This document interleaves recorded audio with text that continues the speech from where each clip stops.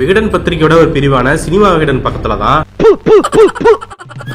பஞ்சாயத்தடா முடிச்சு பாரு, நமக்காக அம்பட்டு போலும் புள்ள குட்டியோட வெயில்ல காத்து கிடக்குறாங்களே. ஹாலிவுட் ஸ்பைடர் அப்படிங்கிற தலைப்புல பாலிவுட்டில் ராமாயணம் படத்தில் இப்போது நடித்து வருகிறார் சாய் பல்லவி அப்படின்னு சொல்லி ஒரு செய்தி வெளியாகி இருக்குது. அந்த அட்டையில ராமாயண படத்துல நடிக்கிறதுக்காக படப்பிடிப்பு முடியும் வரை அசைவ உணவுகள் எதையும் தொடுவதில்லை என உறுதி எடுத்திருக்கிறார். எனவே ஹோட்டலில் கூட சாப்பிடாமல் வெளியூர்களுக்கு செல்லும் போது கையோடு சமையல்காரர்களை அழைத்து செல்கிறார், அவர்கள் சைவமாக சமைத்து கொடுக்கிறார்கள் அப்படின்னு சொல்லி ஒரு அட்டை படம் வெளியாகி இருக்குது. என்னடா வேலை பார்த்திருக்க நீ?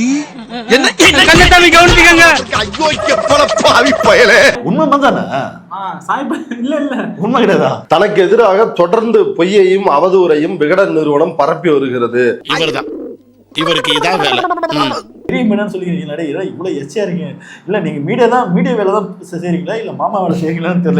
அப்படி பச்சையா சொல்ல முடியாது, ஒரு யூகமா சொல்லலாம்.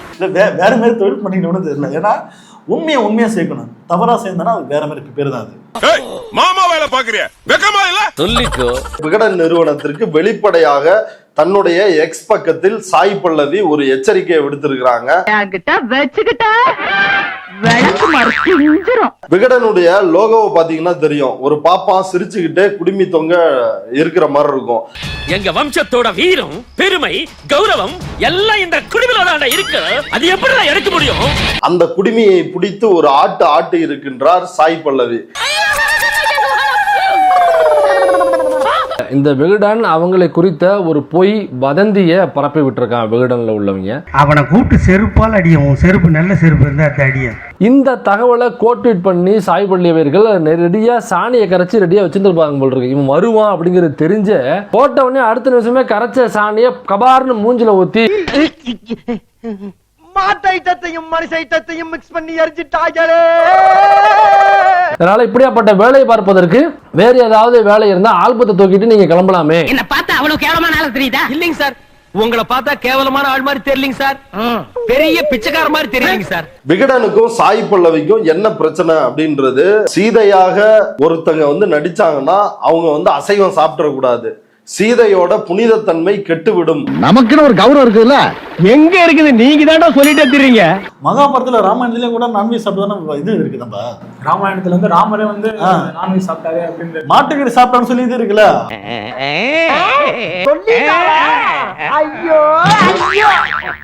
ஒரு பார்ப்பன ஜாதி வெறி மனோநிலையிலிருந்து பூணூல் போட்ட விகடன் இது போன்ற ஒரு செய்தியை எழுதி இருக்கிறார்கள். இந்த பொழப்புக்கு 4 பேர் சொல்லி உங்களுக்கு வாய்ஸ் ஓவர் கேட்கலையா?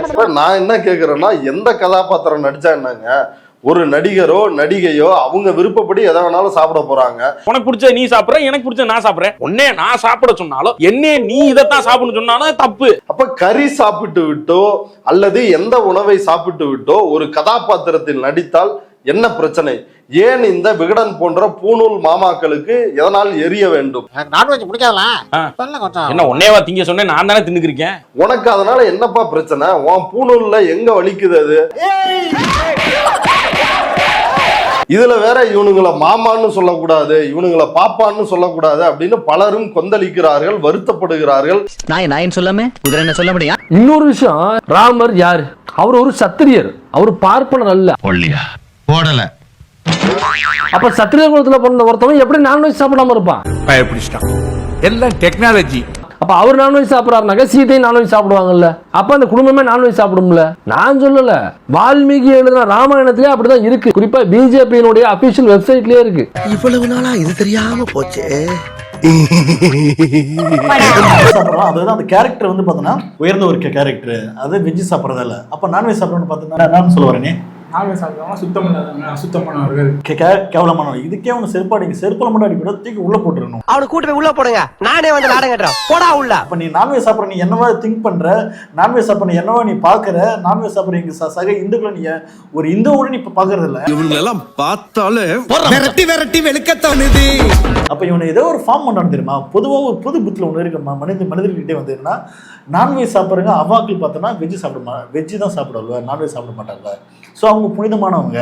இது நேத்து இன்னைக்கு இல்ல, காலங்காலமா தொன்று தொட்டு நடக்கக்கூடிய ஒரு சம்பவம். ஸோ அந்த ஒரு மனப்பான்மையில் தான் வந்து ஐயருங்க வந்து பார்த்தோன்னா வெஜ்ஜு சாப்பிட்றவங்க உயர்ந்த ஜாதிங்க அப்படின்னு ஒரு ஃபார்ம் பண்ணுறாங்க. கோயிலுக்குள்ள பூஜை பண்ணக்கூடிய தகுதி அவங்க மட்டும்தான்.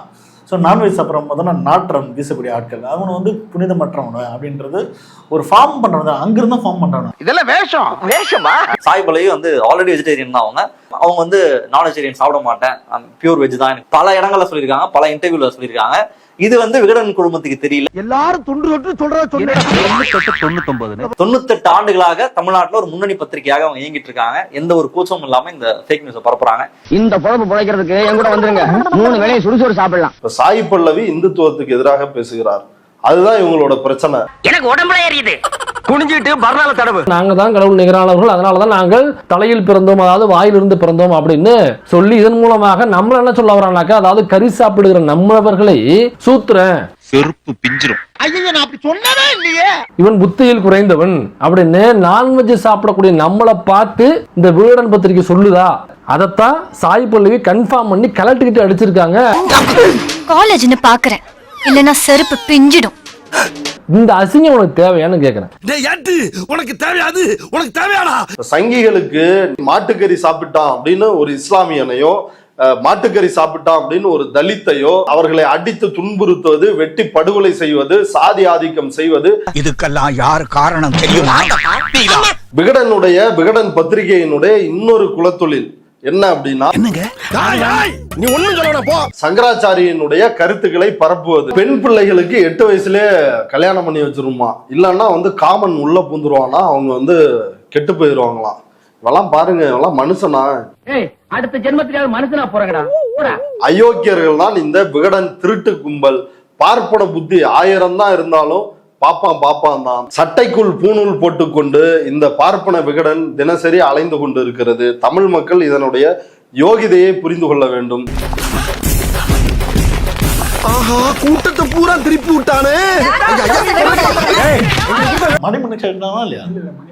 மன்னிப்பு கேட்கணும், பகிரங்கமா மன்னிப்பு கேட்கணும். ஏன்னா ஒருத்தங்க சொல்லாத ஒண்ணு சொன்னா கூட பரவாயில்ல, ஒருத்தங்க செயல்படுத்தினா கூட பரவாயில்ல. செயல்படாத ஒண்ணு இல்ல சொல்லாத ஒண்ணு வந்து நீ பதிவை போடுறனா, மீடியா அவ்வளவு பெரிய சேனல் நாங்க பெரிய மீடியா சொல்லிக்கிறாங்க. பகிரங்கமா மன்னிப்பு கேட்கறதோட சாய் பிள்ளை வந்து கறி தான் சாப்பிடுறாங்க. ஆமா, கறி சாப்பிட்டு தான் ராமாயணத்தை நடிக்கிறாங்க அப்படிதான் சொல்லணும். அதை வந்து பார்த்தோன்னா மதியம் அவனா மாட்டுக்கறி சாப்பிட்றாங்க அப்படின்னு சொல்லி எழுது, சாயந்தரம் அவனா ஆட்டுக்கால் சூப் சாப்பிட்றாங்க அப்படின்னு எழுது, காலைல அவனா வந்து சிக்கன் 65 சாப்பிட்றாங்க அப்படின்னு சொல்லிட்டு தான் ராமாயணம் சீதையா வந்து ஆட் பண்றாங்க அப்படின்னு நீ இன்னொரு முறை எழுது. இல்லைன்னா நீ மன்னிப்பு கேளு. மன்னிப்பு கேட்கல, இங்கே உன்னை கூறுகுறா வெட்டி போட்டுருவேன். கேளுடா மன்னிப்பு. மன்னிப்பா? பெரியோர்களே, தாய்மார்களே, நான் இருக்கக்கூடிய காக்கூக்கா கட்சியில் சரியான பாதுகாப்பு இல்லாத காரணத்தினால் அண்ணனுக்கும் இரும்பு கோட்டையாகிய ஈக்கூக்கா கட்சியிலே இணையலாம் என்று முடிவு செய்து விட்டு வாங்க போவோம். அண்ணா உங்களுக்கு எனக்கு ஒரே தைரியம், ஓட்டுக்கினேன். ஸ்டார்ட் பண்ணு.